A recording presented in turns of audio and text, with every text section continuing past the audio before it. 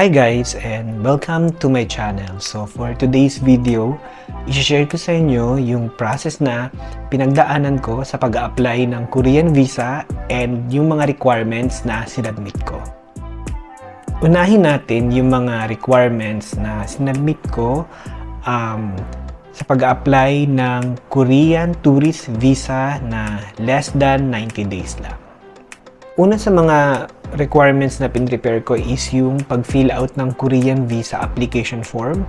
So, ilalagay ko na lang sa baba kung saan nyo pwede ma-download yung form.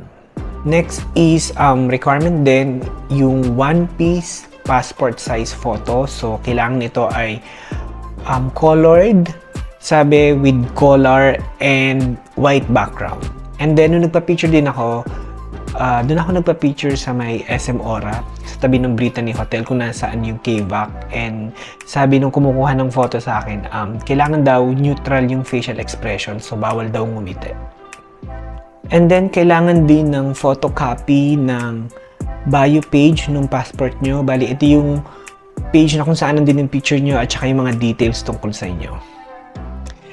And then kailangan din ng photocopy ng visas and arrival stamps ng mga OECD countries in the last 5 years. So, kung nakabisita kayo in any of the OECD countries, so, kailangan nyo lang isubmit yung photocopy ng visas and arrival stamps.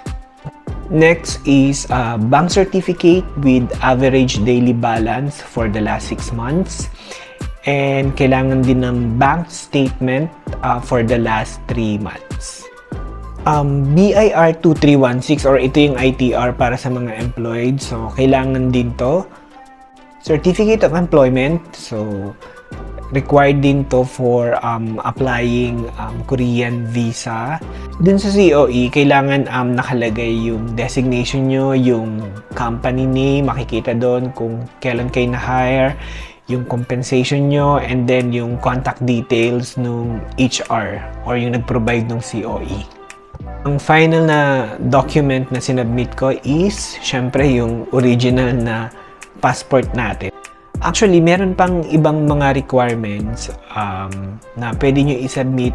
Depende to kung applicable siya sa inyo. Like, kung meron kayong PRC ID, nire-require nila yon. So, ilalagay ko na lang yung link sa baba kung saan nyo ma-check yung full requirements na kailangang isubmit kung mag-a-apply kayo, and yun, isasubmit nyo lang kung ano yung mga applicable para sa inyo. Punta naman tayo kung paano mag-fill out ng Korean visa application. Guys, yung pag-fill out pala ng Korean visa application form, kailangan computerize siya. Nung punta ako dun sa KVAC mismo, may nakalagay dun sa loob ng waiting area na ang pag-fill out ng application ay kailangang computerize at hindi handwritten. Section 1 ng Korean visa application form is personal details. So, alam nyo naman, syempre, yung details nyo yung ilalagay nyo dito. So, kailangan nyo lang siyang ilagay dito sa section na to. And then, kung merong hindi applicable dun sa mga pinapasagutan, make sure na ilagay nyo na lang is NA or not applicable. Section 2 is about details of visa application. So, dito sa section na to, since tourist visa application less than 90 days, or short term yung in-apply ko, chinek ko lang yung short term stay less than 90 days, and then yung code niya is C-3-9 tourist. So, may iba't ibang code ng visa, kung anong visa yung i-apply nyo, make sure ilagay nyo na lang yung tama. Itong for official use only, so for official use lang to, wala dapat kayong ilalagay dito sa section na to. Passport information, so makikita nyo naman yung mga hinihinging information dito dun sa bio page nung passport nyo. Contact information, so kasama dito yung address nyo, email address, contact number, and then in case of emergency rin, kung sino yung kukontakin. And then, itong section 5 is about marital status and family details. So, kung married kayo, yun, sagutan nyo na lang kung anong applicable sa inyo. And For my case kasi, so since single ako, wala na akong nilagay dun sa ibang fields. So nilagay ko na lang is not applicable. Section 6 is about education. So kailangan lang nilang makita dito or kailangan nyo lang sagutan kung ano yung highest degree na natapos nyo, yung name ng institution or ng school, at saka yung address. Section 7 is about employment. So, since ako ay employed, ang chinikan ko is employed, and then nilagay ko yung company name, kung anong position ko doon, yung address, and then yung contact number ng company namin. So, Section 8 is about details of visit. So, dito kailangan yung i-declare kung ilang araw kayo mag-stay sa Korea, kung anong date yung dating nyo sa Korea, and kung saan kayo mag-i-stay. So, for my case, nilagay ko na lang na 5 days, December 23, and then yung address in Korea. So, nag-search lang ako sa Agoda, and then nilagay ko na lang dito kung anong pangalan ng hotel at saka yung address ng hotel, pati yung contact number. Pero hindi ko muna siya binook. Dito rin sa section na to, kailangan yung i-declare kung nakapag-visit na kayo sa Korea in the last 5 years, and then yung mga bansang napuntahan nyo outside Korea in the last 5 years. Dito rin pala sa section na to, kung meron kayong family members na nag-stay sa Korea, so dito nyo rin kailangan i-declare o ilagay yung info. And then, kung magta-travel kayo together with your family members, so ilalagay nyo rin dito yung mga pangalan ng mga kapamilya nyo na kasama nyo dun sa trip nyo sa Korea. Section 9 is details of invitation. So, since wala naman nag-invite sa atin. So, wala nag-invite sa atin. Hindi, joke lang. Yun, nilagay ko no, and then not applicable na lang sa lahat. Section 10 is about funding details. So, dito, kasama sa mga tinatanong dito kung estimated travel costs. So, sa akin, since nilagay ko 5 days, binudgetan ko na lang siya ng $200 per day. Kaya nilagay ko 1,000 USD. And then, since hindi naman to sponsored, sarili ko to, so niligay ko na lang myself, and then type of support is financial support. Relationship to the applicant, since wala naman magsusupport sa akin, so not applicable, and niligay ko na lang din yung contact number ko. Assistance with this form, ito yung section 11. So, kung merong tumulong sa inyo sa pagsagot nitong form na to, di lagay nyo na lang yung information, pero kung wala naman, sagutan nyo na lang as no. Last section is declaration. So, type nyo na lang din dito yung pangalan nyo and kung kailan nyo siya fill out. And then, i-print nyo siya. Yung signature of applicant, dapat handwritten siya. So, pinirmahan nyo gamit ang ballpen. Itong Korean visa application form pala, kailangan nakaprint siya sa A4 size na bond paper. Tapos pala guys, yung passport size photo, kailangan nyo siyang idikit dun sa application form. Kung nagpunta kayo ng KVAC, tapos hindi pa nakadikit yung photo nyo, meron naman dong paste kung saan pwede nyo gamitin para idikit yung photo nyo.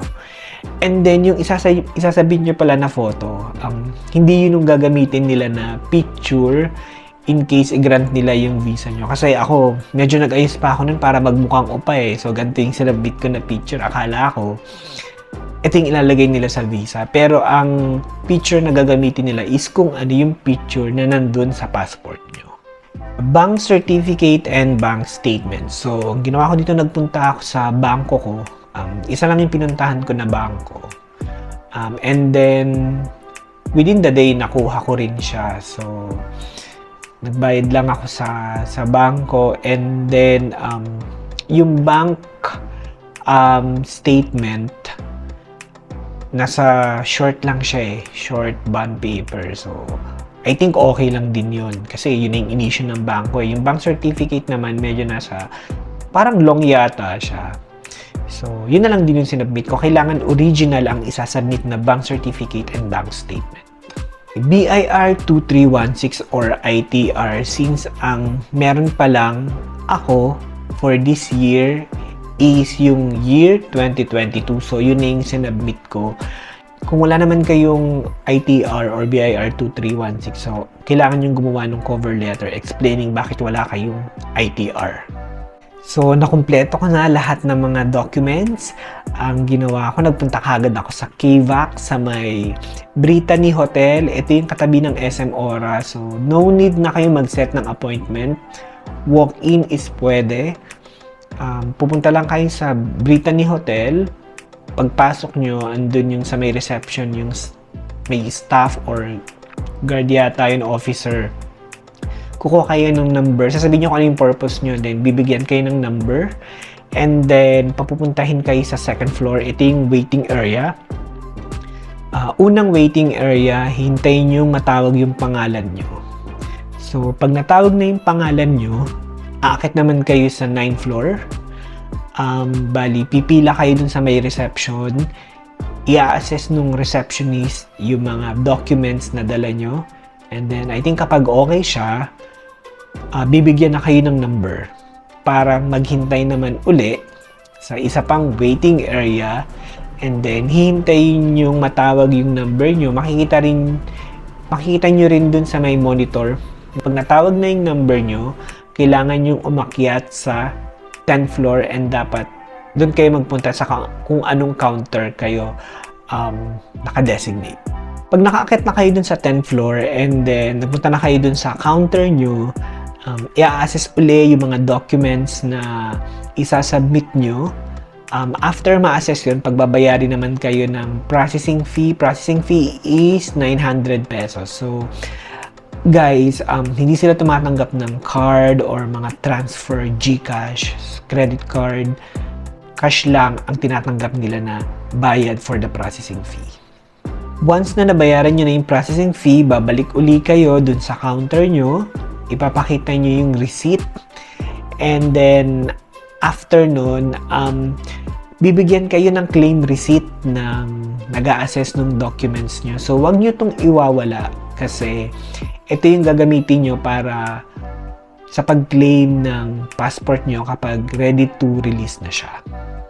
Dun sa claim receipt, guys, meron dung reference number. So, itong reference number na to, ito yung gagamitin nyo para ma-check nyo yung status ng application nyo sa portal or website ng Korean Embassy. Para ma-check nyo yung status ng visa application nyo, punta lang kayo sa www.visa.go.kr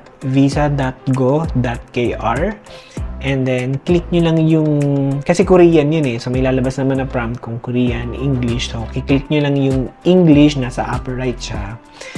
And then pagka-click nyo ng English, punta lang kayo sa check application status, nasa left corner siya, and then click nyo yung check application status and print. Pagka-click nyo ng check application status and print, so lalabas yung mga kailangan nyong i-fill out para sa pag-check ng status ng application nyo. Click nyo lang yung radio button katabi ng Visa Application Center. So, since dito ako nag-apply and I think lahat kailangan dito na mag-apply. Wala na mismo sa Korean Embassy. And then, yung application number, ito yung reference number na nandun sa claim receipt na binigay sa inyo nung pag-submit nyo ng mga documents nyo dun sa KVAC. Tapos, passport number, name in English, so gayahin nyo lang yung kung ano yung pattern yung sa passport, yung name in English in passport. So, kung paano yung pagkasulat doon sa passport nyo, yun yung ilalagay nyo kapag fill out nyo to. And then, date of birth. So, pagkalagay nyo na lahat ng details, click nyo lang yung search. Yan. And then, lalabas na yung status ng application nyo. So, ako guys, nag-submit ako October 16. So, that is Monday. Pag-uwi ko ng bahay, chinek ko yung status, wala pa. Wala pang records yung application ko. So, the next day, chinek ko siya, ayun. May nakalagay na siya na application is submitted. So, parang ganon. And then, chinek ko siya noong Wednesday, Thursday, Friday. So, yung status niya hindi nagbabago, ganun pa rin. Weekend, so wala naman silang pasok. So, hindi na ako nag-check niyan. Monday, the following week, which is October 23, chinek ko yung status ko nung hapon. Ang nakalagay na is under review. So, nagbago na yung status niya. 24, nag-check ako uli nung hapon. Ayun, nakita ko na nagbago na uli yung status niya and nakalagay is approved. And then the following day, Wednesday, nakatanggap na ako ng text message from KVAC na pwede ko nang i-claim yung passport ko the next business day. So, doon sa counter, i-advise kayo na kahit nakita nyo na na-approved yung approve or reject yung status nyo, hindi nyo pa pwedeng puntahan sa KVAC para i-claim yung passport nyo. Kailangan ma-receive nyo muna yung message na okay na for claiming yung passport nyo. Thursday, nagpunta na uli ako ng Brittany Hotel. Dire-diretso na ako hanggang 9th floor. So, no need na kayong kumuha ng number dun sa reception ng Brittany Hotel. Dire-diretso na kayo sa 9th floor. Dun sa reception sa 9th floor, kukunin lang yung claim receipt. Pagkabigay nyo ng claim receipt, bibigyan kayo ng another number. And then, dun uli kayo sa waiting area. Hintayin nyo na lang matawag uli yung number nyo para umakyat sa 10th floor to claim your passport. So, ayun. Pag akyat ko ng 10th floor, ayun, nakuha ko na ang aking passport and visa. Visa grant notice. And yung visa kasi hindi na siya sticker na tinatatak dito sa passport. Ano na lang siya? Papel na lang siya. So, bibigay lang nila lukot-lukot na papel. Pero in case guys, ano ba, mawala niyo yung papel, punta lang uli kayo dito sa portal ng Korean Visa. Dun sa lower right corner, makikita niyo yung certificate. So, ito yung Korean Visa nyo. So, pwede nyo i-save soft copy and then i-print nyo na lang uli.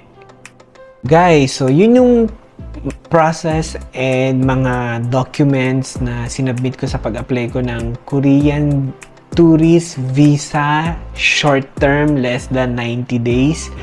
So, actually, ini-expect ko multiple sanang i-grant eh. Pero, okay na din, at least, nag-grant sila ng visa sa akin, tourist visa. Yung visa ay valid siya for 3 months. So, kailangan within 3 months magamit ko siya. Yun. So, mag-expire yung visa na ginrun sa akin by January 24. Kaya, yun. Pinag-iisipan ko kung kailan ako pupunta ng Korea. Mahal na yung mga ticket kasi ngayon eh. So, meron na akong naiisip kung kailan. Pero, surprise na lang muna. So, kailangan naka-stay tuned kayo sa channel ko para malaman nyo kung kailan tayo pupunta ng Korea.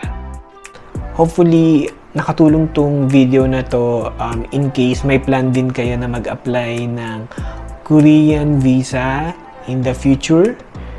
Then, kung meron kayong mga tanong, just comment down below and then I'll try to answer as soon as possible and kung alam ko kung ano yung sagot dun sa mga tanong nyo. I-end ko na tong video na to. So, inaasahan ko na magkikita-kita ulit tayo sa susunod nating travel vlog. Actually, yun, kagaya nung nasabi ko sa previous na video ko, so meron tayong pupuntahan. Malapit na, less than 2 weeks na lang siya actually from now. Yung Korea natin ay hindi ko pa sure kung kailan, pero siguro basta within the validity period, gagamitin ko siya. Maraming salamat sa panonood ng aking video and I'll see you on